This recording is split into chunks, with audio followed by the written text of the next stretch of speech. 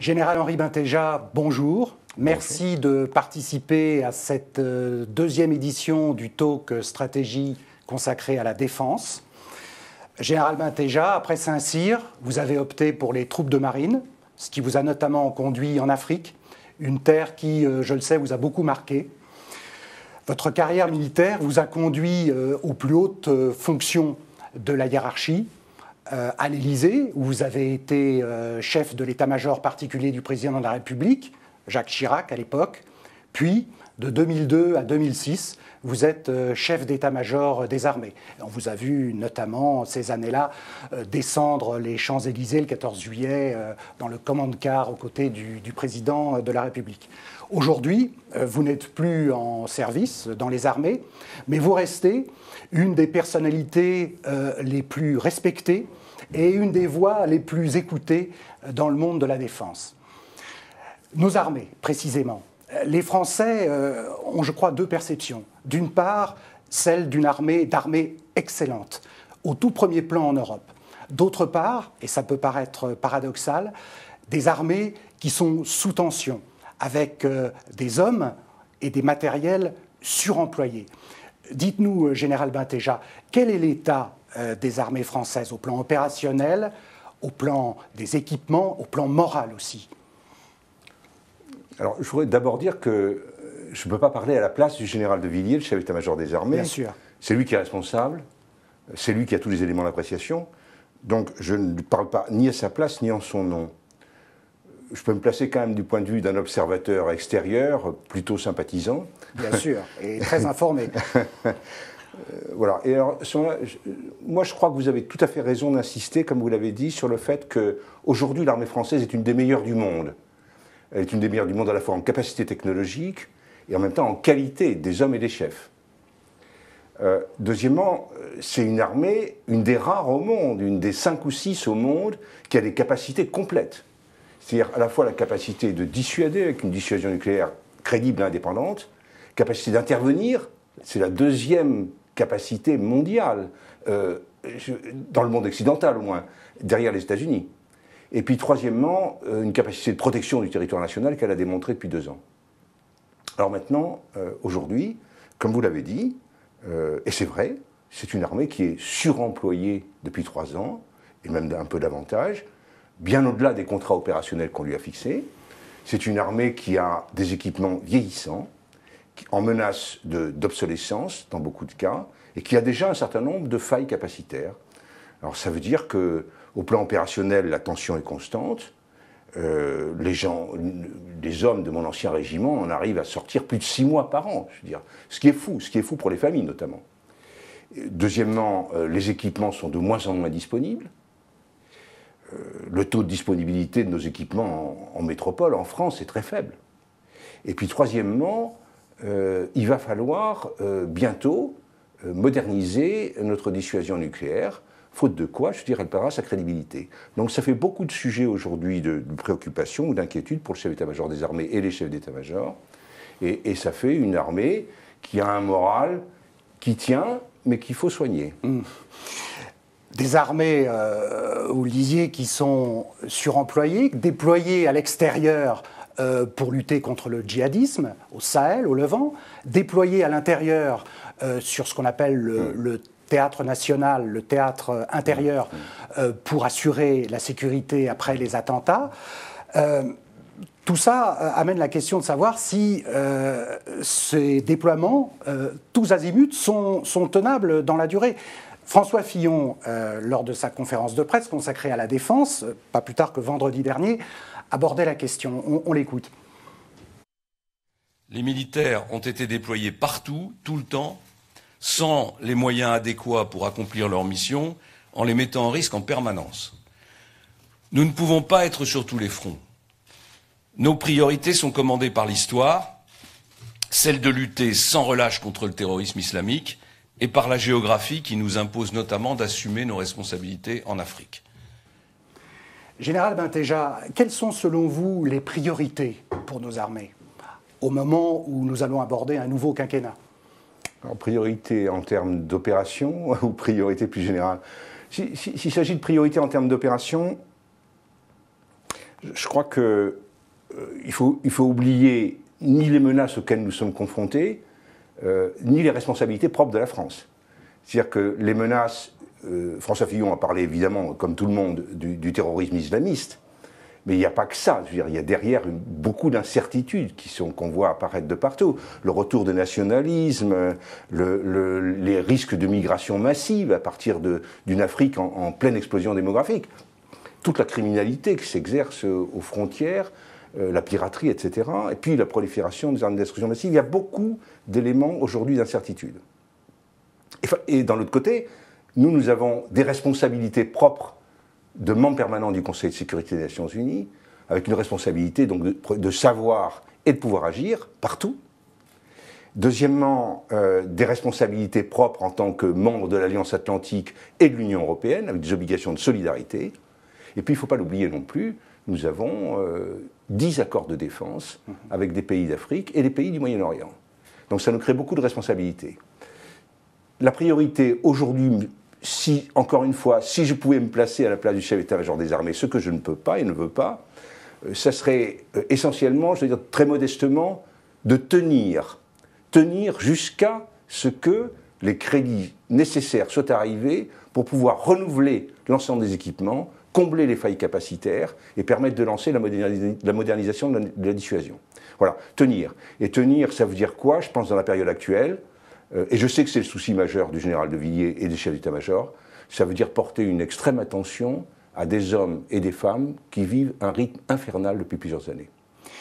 Il y a les opérations extérieures. Depuis 20 ans, la France et ses armées en ont mené beaucoup. A-t-on, avec des succès variables, on parle beaucoup du Mali en 2013, qui a été un succès, sur la période de Serval tout au moins. Et puis il y a eu l'Afghanistan, il y a eu la Libye.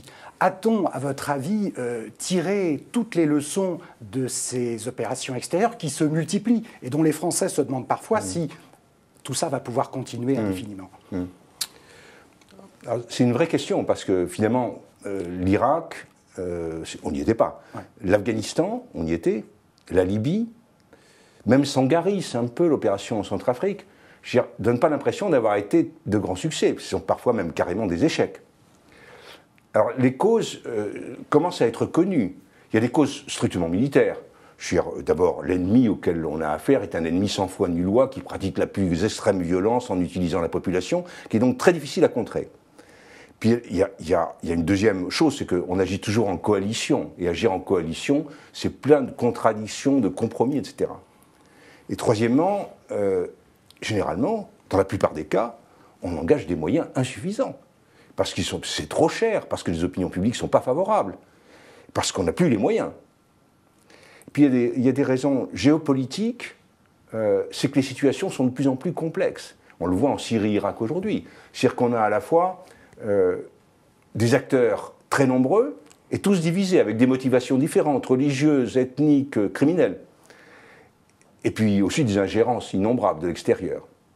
Et enfin, il y a des raisons, ça me paraît peut-être le plus important, le plus grave, le plus difficile à contrer. Il y a des raisons politiques et sociétales. Nous vivons aujourd'hui à l'ère de l'information permanente, avec des médias et avec les réseaux sociaux, et avec comme effet sur les opinions publiques de générer en permanence de l'émotion et de l'impatience. L'émotion produit une focalisation sur le court terme, et comme chacun le sait, elle est aisément manipulable. L'impatience, c'est précisément le contraire de ce dont on a besoin pour gérer sereinement une crise. Les crises se gèrent dans le temps long, la plupart du temps. Alors, concrètement, cette pression sur l'opinion publique aboutit à dérationaliser les décisions politiques. Alors, qu'est-ce qu'on peut faire face à ça?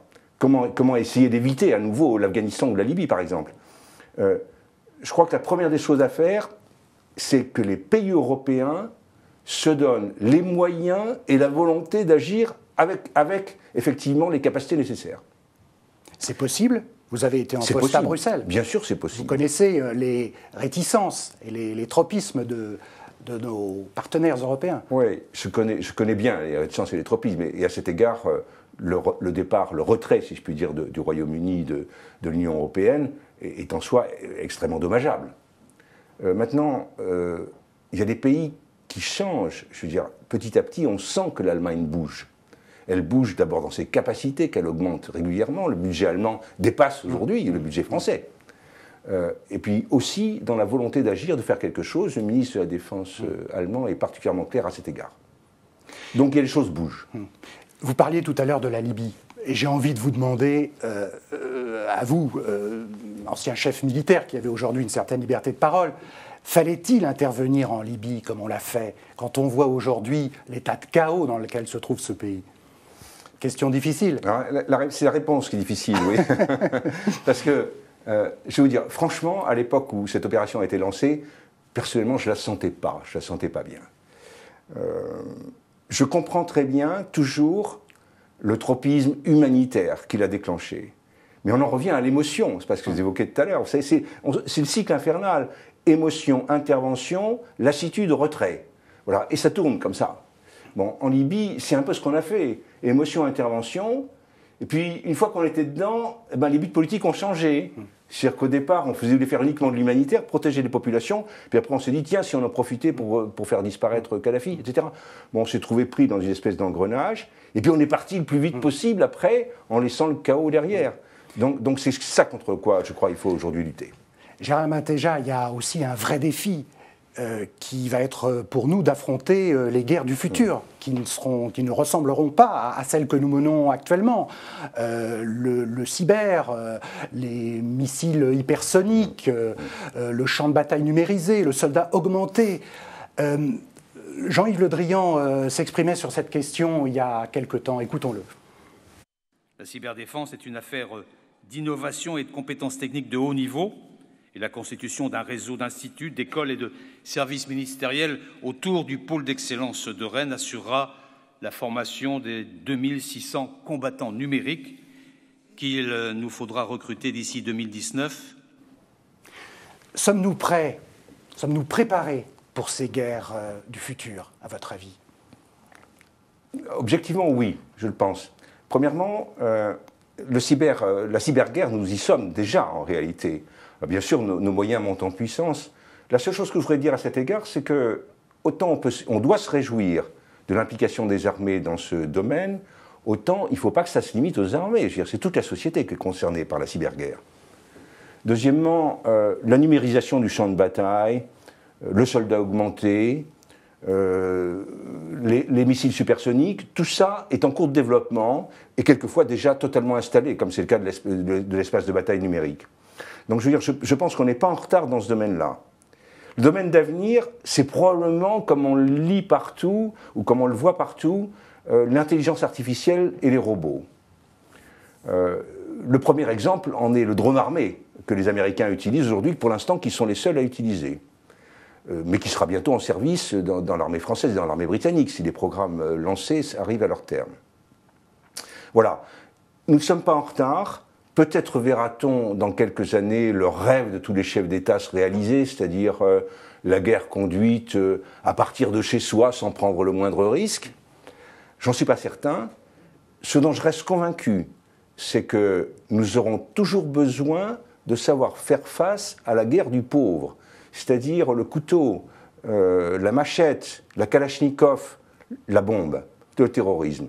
Je dirais ça, pour faire face à cette guerre du pauvre, il faudra que nos armées gardent ces qualités qu'elles ont aujourd'hui, c'est-à-dire à la fois une grande rusticité, beaucoup de courage et un certain sens de l'honneur. Gérald Matejza, je voulais terminer en faisant appel à vos souvenirs et à votre expérience. Vous étiez à l'Élysée, à l'état-major particulier, en 1996, lorsque Jacques Chirac a annoncé la suspension, car il s'agit bien d'une suspension, du service national. Vous l'avez entendu, cette idée revient dans l'actualité ces temps-ci.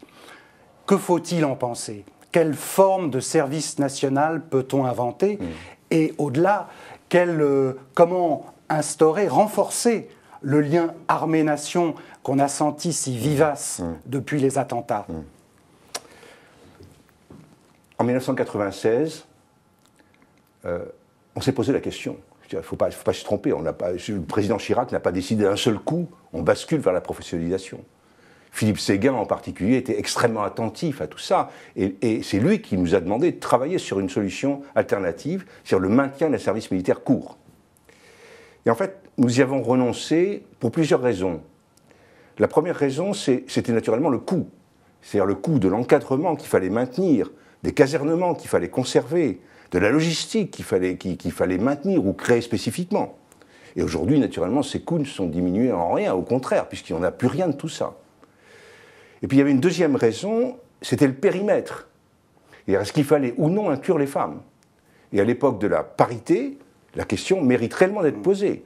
Or, si on inclut les jeunes femmes, vous vous rendez compte que le problème prend une ampleur considérable.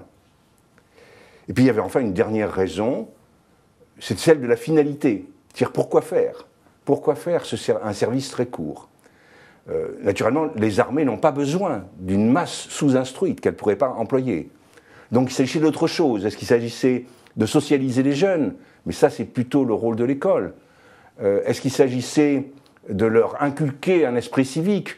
Mais un esprit civique, ça ne se forme pas en un mois d'exercice élémentaire. Je veux dire, donc si vous voulez, rien n'était simple, rien n'était clair, et ça coûtait cher. Donc c'est la raison pour laquelle on y a renoncé. Et aujourd'hui? Et aujourd'hui, tout ce qu'on pensait, tout ce qu'on évoquait en 1996 reste d'actualité. Donc ces questions restent posées.